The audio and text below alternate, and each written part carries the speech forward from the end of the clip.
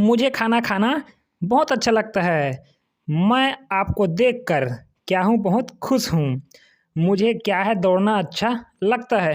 तो दोस्तों देखिए इन तीनों वाक्यों में आप ज़रा गौर कीजिए। हर किसी को जो है खाना खाने में क्या लगता है अच्छा या फिर आनंद की क्या होती है अनुभूति होती है। उसी प्रकार जब हम नए लोगों से या फिर अपने फ्रेंड से जब मिलते हैं तो हमें क्या हल होता है एक आनंद या फिर खुशी का अनुभव होता है। उसी प्रकार जो काम हमें अच्छा लगता है जैसे कि इस लड़के को जो है दौड़ना अच्छा लगता है तो इसे क्या लग रहा है एक आनंद आ रहा है। बस दोस्तों यही है हमारा रस।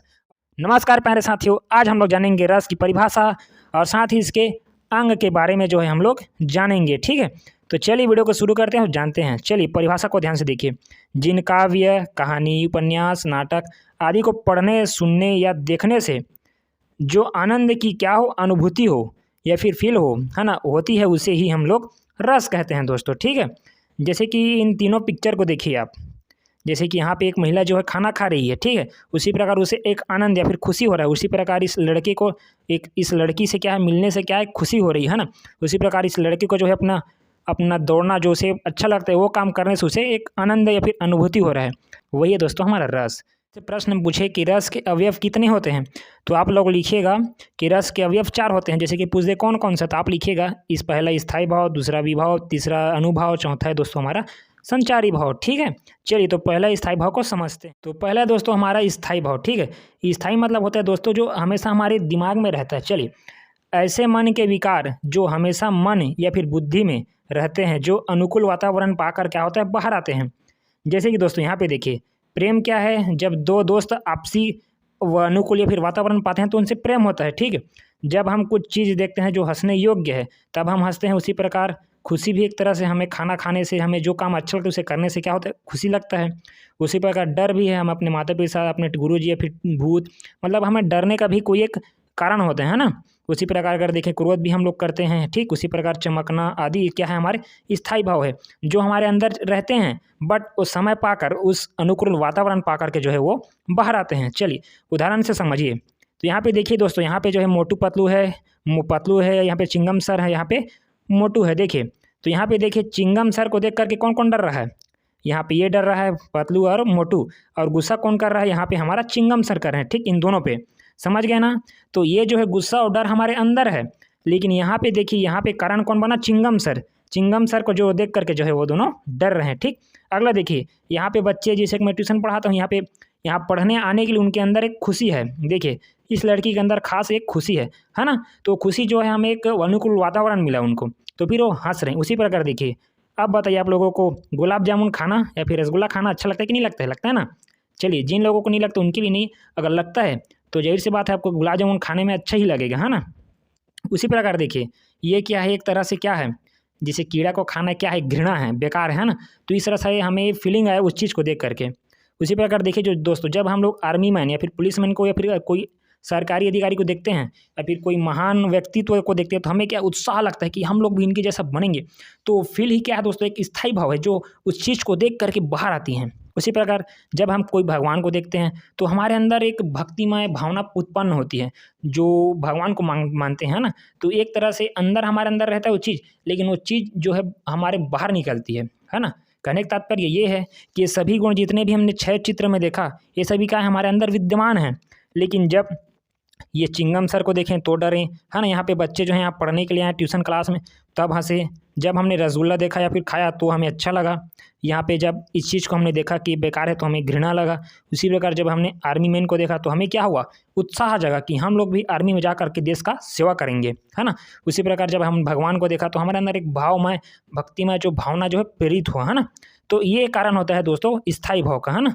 चलिए अब जानते हैं दोस्तों हम लोग विभाव। ठीक है, चलिए तो दोस्तों दूसरा है हमारा विभाव। ठीक, अब देखिए यहाँ पे ये भी टॉपिक बहुत ही मज़ेदार है। जिन कारणों से हमारे मन में स्थायी भाव उत्पन्न होते हैं उन्हीं कारणों को क्या कहते हैं, विभाव कहते हैं। जैसे देखिए यहाँ पे ये लड़की जो है हंस रही है, ये इसके अंदर है एक रति, है ना, मतलब ये खुश क्यों हो रही है, इसका खुश होने के कारण है ये खाना, मतलब खाना के कारण जो है ये हंस रही है। तो इसका कारण क्या हुआ, खाना, खाना की वजह से जो है वो लड़की हंस रही है। अब देखिए यहाँ पे जो है पतलू डल रहा है, पतलू डल रहा है किसकी वजह से, यहाँ पे मेघराज। और ये क्या समझ है चिंगम, अरे तुम मुझे देख के मत डरो, मतलब ये ऑटोमेटिक अपने आप में गुस्सा कर रहे हैं, है ना। कहने का तात्पर्य ये है कि इस मतलब इन दोनों के डर का कारण कौन है? मेघराज, ठीक। उसी प्रकार इसके गुस्से का कारण कौन है? मेघराज। अब मेघराज पीछे है, इसको पता नहीं चिंगम सर को, है ना। जब सामने आते हैं तो भी डर जाते हैं, है ना। उसी प्रकार जब हम आर्मी में या फिर किसी फौजी को देखते हैं तो हमारे अंदर एक उत्साह उत्पन्न होता है कि हम लोग विदेश के लिए कुछ कर गुजरे। तो स्थायी भाव का उत्पन्न होने का कारण क्या है? विभाव, ठीक है। और विभाव भी दोस्तों दो प्रकार के होते हैं। कौन कौन से? पहला होता है दोस्तों हमारा आलम्बन और दूसरा होता है उद्दीपन। चलिए अब हम लोग समझते हैं आलम्बन क्या होता है, ठीक। आलम्बन वह है दोस्तों जिन कारणों से हमारे मन में स्थायी भाव उत्पन्न होते हैं। जैसे कि हमने जाना अभी विभाव क्या है, उत्पन्न होने के कारण। तो उसी में पहला है दोस्तों हमारा आलम्बन। आलम्बन को आप समझिए, जब हम शेर को देखेंगे तो क्या होंगे? क्या होंगे? हाँ, डर जाएंगे, है ना। जब हम लोग भगवान को देखते हैं तो क्या होते हैं? भक्ति उत्पन्न होता है हमारे अंदर। हम लोग उनकी प्रार्थना करते हैं कि हे भगवान हमारे इस काम को जो है आप सार्थक करिएगा, है ना। मतलब ये जो है हम एक विनती करते हैं। उसी प्रकार जब हमारे सामने अगर रसगुल्ला हो तो उसे खाने की हम क्या करते हैं? लालसा करते हैं। तो इन तीनों का कारण कौन बना? जैसे कि डर का कारण बना शेर, भक्ति का कारण बना भगवान विष्णु, और लालसा करने का कौन सा कारण बना? रसगुल्ला। तो बस यही है दोस्तों आलम्बन, है ना। चलिए अब उद्दीपन को देखिए, जिन कारणों से स्थायी भाव उत्तेजित या बढ़ जाता है। चलिए अब इसका भी उदाहरण से समझते हैं कि कैसे बढ़ता है ना। अब जैसे कि देखिए वही उदाहरण फिर से आ गया हमारे सामने। यहाँ पर देखिए अब जो है शेर हमारे नज़दीक आ गया, अब वो दहाड़ रहा है। अब किसी भी समय वो हमारे ऊपर अटैक कर सकता है। सोचिए कि एक पल आप देखिए जंगल में हैं, आप अकेले हैं और आपके सामने कोई भी नहीं है और शेर आपके नज़दीक आ गया, आपको खाने वाला है। तो आप क्या हो जाएंगे? एकदम डर जाएंगे या फिर मूर्छित हो जाएंगे, है ना। मतलब एक मरणासन, मतलब मरने के समय जैसा हो जाएगा, है ना। अब उसी प्रकार जब संबरी माँ के यहाँ जब श्री रामचंद्र मतलब राम भगवान जो उनके नज़दीक आ गए तो देखिए उनका मतलब खुशी का ठिकाना नहीं रहा। मतलब कभी भी वो रो रहे हैं, कभी भी वो हंस रहे हैं, कभी मतलब एक कहा जाए तो उनको पता नहीं कि वह क्या कर रहे हैं, है ना। तो एक तरह से भाव ही बोर हो गए। उसी प्रकार जब हमें कोई रसगुल्ला खाने के लिए दे, जब वो हमारे मुंह में हो तो उस समय का जो खुशी है ना वो बहुत गुना हो बढ़ ही जाएगा। तो बस ये दोस्तों उद्दीपन, है ना। मतलब जो सामान्य था जो डर उसे बढ़ा देना, जो सामान्य भक्ति है उसे और बढ़ा देना, जो सामान्य जो खाने का जो लालसा था जब वो हमारे पास है रसगुल्ला या फिर जब हमारे जुबान पे मुंह में है तो उस टाइम का जो है उत्तेजना वो क्या है? बढ़ जाता है। वही है दोस्तों हमारा उद्दीपन, ठीक है। चलिए हमने इसको समझ लिया। अब तीसरा है दोस्तों हमारा अनुभव, ठीक। ये क्या होता है? जब जब हमारे मन में स्थायी भाव आता है ना, आता है, तब जो हम शारीरिक चेष्टा करते हैं उसे ही हम लोग क्या करते हैं? अनुभव कहते हैं, ठीक। अब लोग कैसे हम लोग अब शारीरिक चेष्टा करते हैं उसे देखिए।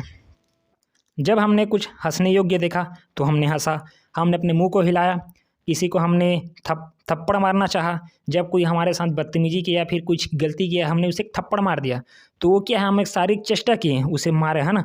उसी प्रकार जब हमारा मन अच्छा रहता है, चलने लगा होता है या फिर हम लोग कहीं काम में जा रहे हैं तो हम लोग क्या करते हैं? चलते हैं। उसी प्रकार अगर हमें झूला झूलना अच्छा लगता है हम झूला झूलते हैं, या फिर अगर कोई हमें मार दे तो हम लोग क्या करते हैं? रोते हैं, या फिर हमें भूख लगे तो हम क्या करते हैं? खाना खाते हैं। आदि जो है शारीरिक चेष्टा करते हैं वो सभी क्या हैं? अनुभव हैं। चलिए इसका भी हम उदाहरण देखते हैं। जैसे कि यहाँ पे लोग क्या कर रहे हैं? चल रहे हैं, वर्कआउट कर रहे हैं, सुबह सुबह हम लोग करते हैं, है ना। और बहुत से लोग हैं इनसे जो आप वीडियो देख रहे हैं आप में से कई लोग डांसर भी होंगे और आप लोगों को बोलना भी अच्छा लगता होगा, आपको योगा करना अच्छा लगता होगा, है ना। आपको कुछ खाना भी अच्छा लगता हो, जैसे गुपचुप यहाँ पे। कई लोगों को तो गाड़ी चलाने का, है ना, मज़ा ही आता होगा, जैसे कि यहाँ पे बाइक है। इसी प्रकार किसी को लिखने में ज़्यादा इंटरेस्ट होगा, किसी को तो अपने फैमिली के साथ खाना खाना अच्छा लगता होगा, बहुत अच्छा। और किसी को जब मार दे तो रोता है। तो ये देखिए इन सभी जितने भी मार्क किया वो सभी में क्या है? हम अपने शारीरिक तरीके से मतलब कुछ न कुछ कार्य कर रहे हैं उस टाइम। बस दोस्तों यही है हमारा अनुभव। मतलब कुछ स्थायी भाव हमारे मन में आया, बस उसे हम लोग अपने शरीर से क्या कर रहे हैं? एक एक्टिंग कर रहे हैं, कहा जाए तो अभिनय कर रहे हैं एक तरह से, है ना। तो वही है दोस्तों हमारा क्या है? अनुभव, ठीक। चलिए तो लास्ट है दोस्तों हमारा संचारी भाव। चलिए इसका परिभाषा देखिए। ऐसे मन के विकार जो जल्दी जल्दी आता है फिर चला जाता है, जो स्थायी नहीं होते उन्हें क्या कहते हैं? संचारी भाव कहते हैं। जैसे कि स्थायी भाव का मैं एक अलग सी वीडियो बनाऊंगा दोस्तों, जिसमें आप लोग समझेंगे कि रस निष्पत्ति कैसे करते हैं और स्थायी भाव कितने होते हैं, ठीक है। तो उसमें हम लोग जानेंगे, उसका भी मैं वीडियो अगर बन जाएगा तो उसका भी मैं लिंक नीचे दे दूंगा, ठीक है। चलिए तब इसे समझते हैं कि स्थायी संचारी भाव कितने होते हैं, संचारी भाव कितनी होती है, इसे हम लोग देखते हैं, ठीक। अगर ऐसे देखें दोस्तों तो भरत मुनि ने 33 संचारी भाव माने हैं, जिसमें से निर्वेद, ग्लानि, शंका, असूया, मद, श्रम, आलस्य, दैन्य, चिंता, मोह, स्मृति, घृति, वृणा, चपलता, हर्ष, आवेग, जड़ता, गर्व, विषाद, औस्तुक्य, निद्रा, अपस्मार, स्वप्न, विबोध, अमर्ष, अविहित्था, उग्रता, मति, व्याधि, उन्माद, मरण, वितर्क। महाकवि ने मतलब ये क्या है, टोटल 33 संचारी भाव हैं।